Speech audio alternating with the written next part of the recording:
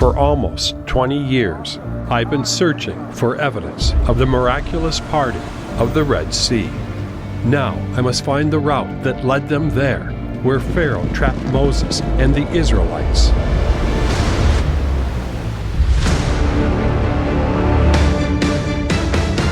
Patterns of Evidence, the Red Sea Miracle, February 18th. Get tickets today. Hey guys, welcome to Creation Today. I'm Eric Hovind. What is the greatest miracle in the Bible?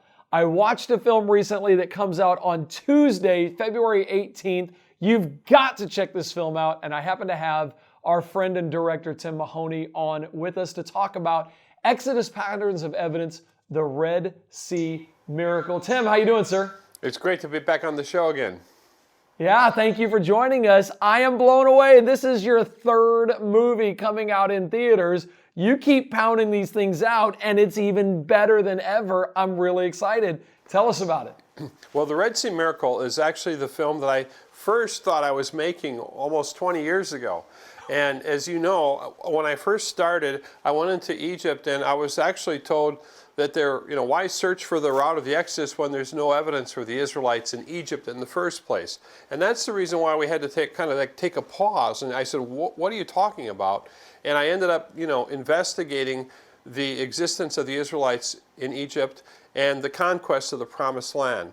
And that became our first film, the Exodus, Patterns of Evidence, the Exodus. And then, as you know, then people said, well, there's no evidence that Moses could have written the first books of the Bible. And then we started to look at it and said, well, what would he have used if he were to have written the first books of the Bible, as the Bible claims? And that's the Moses controversy then uncovers this connection between the world's first alphabet being found in the very location and the very time that the Israelites would have lived in Egypt. And the amazing part of that is that it's actually the very first form of an alphabet. And we believe that it's connected to Hebrew.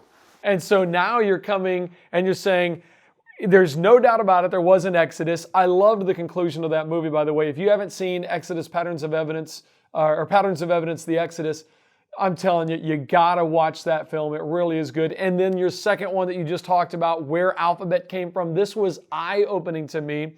And I gotta be honest, I thought what you're finally getting into in this film and what you're getting into in the next one that comes out next month, I thought that's what I was going to get last film. So you left me on a cliffhanger going, I'm going to see it, I'm going to see it. And then I didn't see what I was hoping. And apparently over these next 2 months, you've got the Exodus Patterns of Evidence, the Red Sea Miracle on Tuesday, February 18th. And then the part 2 of that is it March 5th that's coming out? May 5th. May 5th. I'm sorry, May 5th. Yeah, on May 5th. So I'm like, you got these 2 films that are just a 1-2 punch. And I don't know how much I'm allowed to give away in this, Tim. I'm almost like, do you want to give any kind of spoilers of things that they're going to learn about this? Well, I think what we can talk about is that, this is the original film that I thought I was making 20 years ago. So the reason why it's in 2 different parts is because there's just so much good information to cover. And in this film, I'll just share with you that and as I was looking at how do I help people to understand what's at stake here, and part of it was that we could see that there are 2 different viewpoints in the film. One of them, I would say, is the Egyptian viewpoint, and that viewpoint believes that if an Exodus route happened out of Egypt, that this miraculous parting of the sea happened right near Egypt at one of the shallow, reedy lakes next to Egypt, and I call that the Egyptian point of view. The other group says, no, it didn't happen there. It happened at a mighty sea, a deep sea, and that it happened at the Gulf of Aqaba, which is across the Sinai Peninsula, and it's the right arm of the Red Sea. That's where they believe that the event of the miraculous parting of the sea happened. And those 2 different viewpoints are opposing each other in this film. So here you have something amazing to me. You've brought together the scholarly academia of today, the experts on Egypt, on this Exodus, and you've brought together some thinking that academia has kind of pushed aside and actually doesn't want to talk about. Well, and you've been in this for 20 years, and people in an hour and a half film can watch these two worlds just come together, and it's, I don't mean to be mean, but it's like you're allowing us to watch these two worldviews collide and see what happens. Yeah, exactly. And I think the part that our films have been trying to do is to give you multiple viewpoints. Because I've learned that it's easier to make a decision if you have more information about that decision. And once again, the films, Patterns of Evidence films, really are focused on the biblical account. What is the biblical account telling us? Then the next part of it is, well, how do you interpret the biblical account? Because there are certain words that are used, and some people are saying, well, this word means one thing, like the word Yam Suf. Yam and Suf are Hebrew words. Those were the words that were just used to describe the sea that was crossed. And Yam, people agree, it means sea, but the question is, what does this word Suf mean? And the Egyptian approach believes that the Bible they borrowed words from Egyptian, and they used those words to help communicate where the sea that was crossed. So they think that this word Suf has a connection to an Egyptian word, Pa-tufi, and that means place of reeds. That is how that's how this idea of shifting the sea maybe away from a sea to a shallow border lake came into being. So if you take the Egyptian view, as you're calling it, it's not that big of a miracle to part the waters, because it's really pretty shallow, versus it sounds like, and what I saw in the film, if you take the biblical view, it's like this is one of the biggest miracles that's ever happened. Well, that's what a lot of people are, that's sort of the question that's happening. And so people that are, let's say, believers that are in the Egyptian camp are basically saying, no, it's a big miracle because it's about how God provided at the right time. And what many of them are going to suggest is that it's the wind. It's the wind is blowing, but it's natural. And in other words, and what we've found out, and we'll see this in the second film, is that there are scientific models that can be recreated that can show you how wind can blow over water over a period of time. And over that time, that water will move away from the shoreline, and it'll create a dry area to cross. But then the Hebrew people are going to say, wait a minute, the Bible, it tells us that when the sea was parted, it was parted like walls of water. And that, when Cecil B. DeMille portrayed this in the Ten Commandments, you see, the people going through like a cavern of water with it standing to the left and to the right. And that's what the scripture says. Moses is saying that the wall was like a wall to them on their left and on their right. I'm talking to Tim Mahoney about his latest film in the Patterns of Evidence series. This is film number 3. Watched it yesterday. It is fantastic. You have to go see this film. It's on Tuesday, February 18th. Tickets are on sale right now. I recommend you order your tickets early and make sure you get them. Find out what theaters it's at. He's in over 800 theaters across America. Go to a theater near you and experience the Red Sea miracle. Tim, we're calling it a miracle. I heard somebody in your film say, if it's a miracle, there's no evidence for it. Is there any evidence for a miracle, or does a miracle leave you with absolutely no evidence? Well, that's a great question. Is there evidence for a miracle? Well, for example, there are multiple miracles on this, in this part of the Bible's narrative. And one of them is the pillar of fire and the cloud. Well, obviously that's something that happened that is an eyewitness account. So Moses is writing an eyewitness account and telling us about these things. So I started to understand that there were miracles that were happening, such as the fact that God was leading them with this pillar of cloud and pillar of fire that we don't see. There's no way you can capture that. There's no way that you know that actually happened today. But then the other question is that some people are saying, well, what about the remains of Pharaoh's army on the seafloor? They're asking the question, is there evidence for that we can still find today? And so the films are going to investigate the claims that people are saying that they're finding the remains of chariots and they're finding the remains of of Pharaoh's army. And we're going to have marine biologists in the second film examine what these claims are made, or these shapes and these things that people are suggesting. But at the end of the day, the question then is do you need a silver bullet? In other words, to basically prove the Bible. And what I've heard from other people is that you don't. There are enough other elements that build a case that start to point towards the fact that the biblical narrative is leading you to some places that basically are you going to say, well, if it happened here, it would have had to have been a spectacular miracle, because there's no way that it could happen naturally. And that's what many in the Hebrew camp are saying.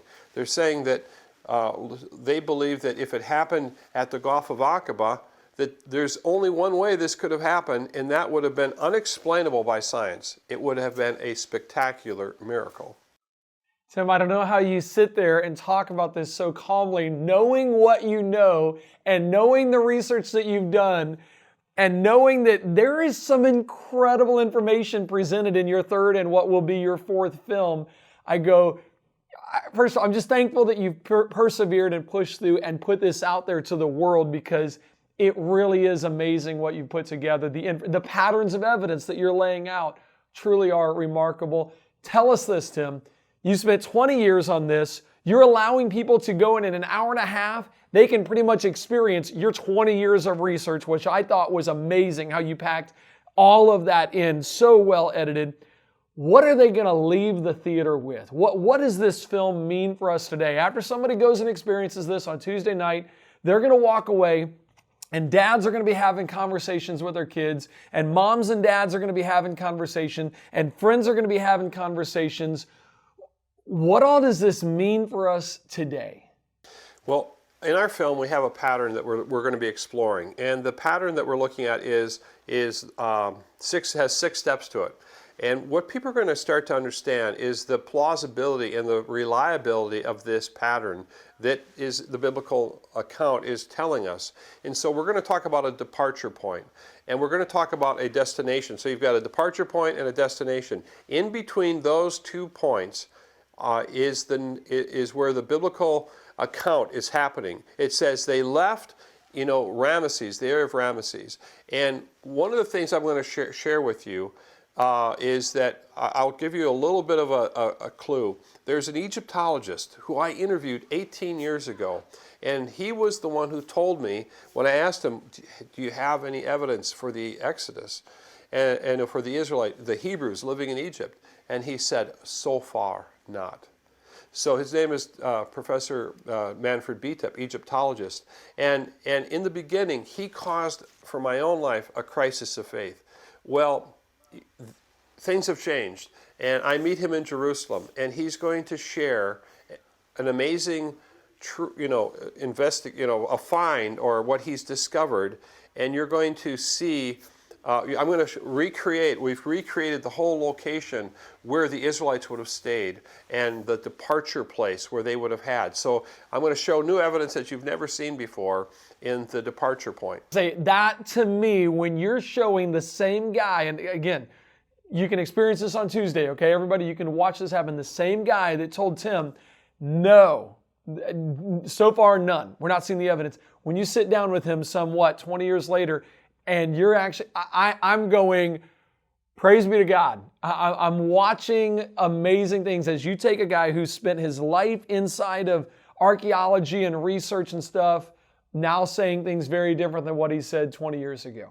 Yes, yeah. I couldn't believe that I was sitting there, because he was kind of going like this, I've got something to share with you. And he basically is saying, is that we shouldn't doubt what the Bible is telling us. In essence, that's what he's basically telling us. So when you sit with your children, and after you bring them to this movie, and you bring your family, and you bring your Sunday school class, you bring your church, you bring your friends from work, you're going to basically come away with I think you're going to be affirmed in your faith. And that's what we're hearing. We just showed it to 1,300 people at the Ark Encounter. We have a panel discussion, by the way, at the end of this. And that panel discussion was held at Answers in Genesis Ark Encounter at their new auditorium. We had 1,300 people there. It was wonderful. And we did this panel, And Todd Starnes was the moderator. And you know how these films work. After you watch a film, and our films are events because we have an intermission in our films. They're really robust. And so you're going to basically be able to then unpack what you've seen. Ken Ham is there, Kay Arthur, Janet Mefford, and Professor Jeremy Lyon. We're going to be talking about, well, what does this mean, this new evidence that we've seen for the Bible, and how should we apply it to our faith? And so this is what this event on February 18th is going to bring, and I think it's going to be exciting. And you know, there's lots of recreations. There's a lot of animation and visuals that help to understand visually what this looked like, what the Exodus looked like. Well, Tim, you have knocked it out of the park, no doubt about it.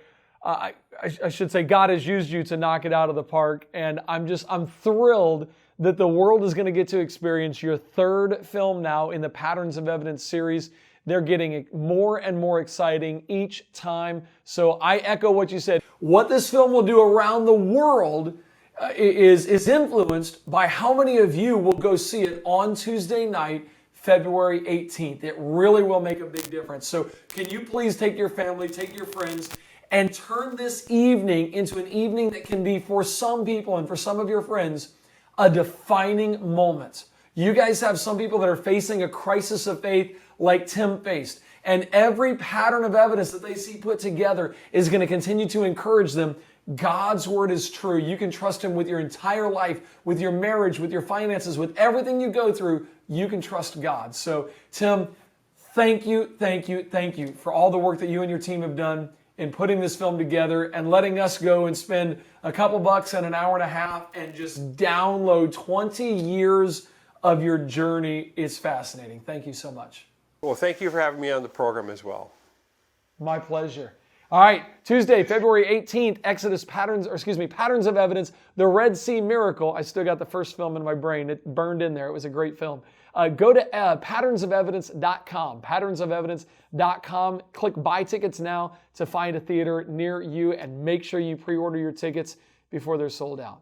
God bless you guys. Thanks for joining us. Go and change the world with this film by taking your friends. God bless.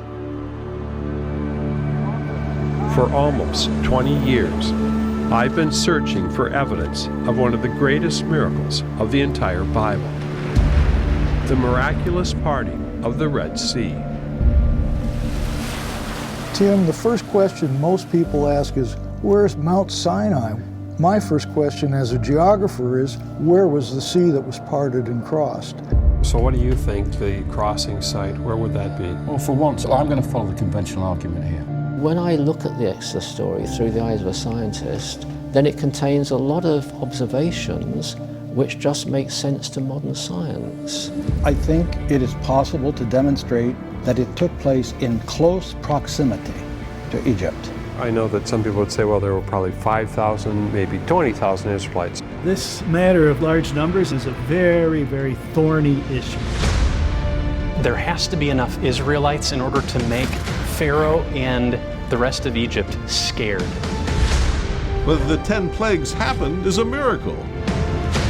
Whether the Red Sea parted is a miracle.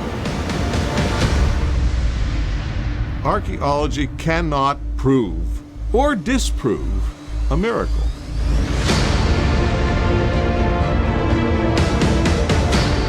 Make the sea small, put it close to Egypt, all of a sudden it calls into question the biblical text itself.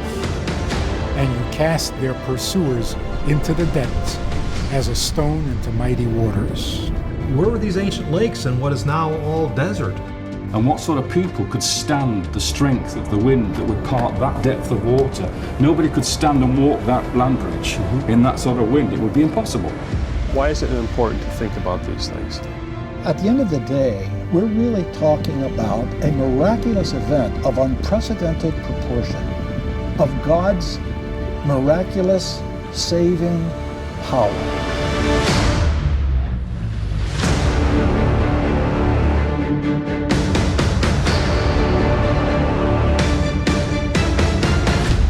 The Red Sea Miracle is a two-part film series Fathom event. February 18th, and May 5th.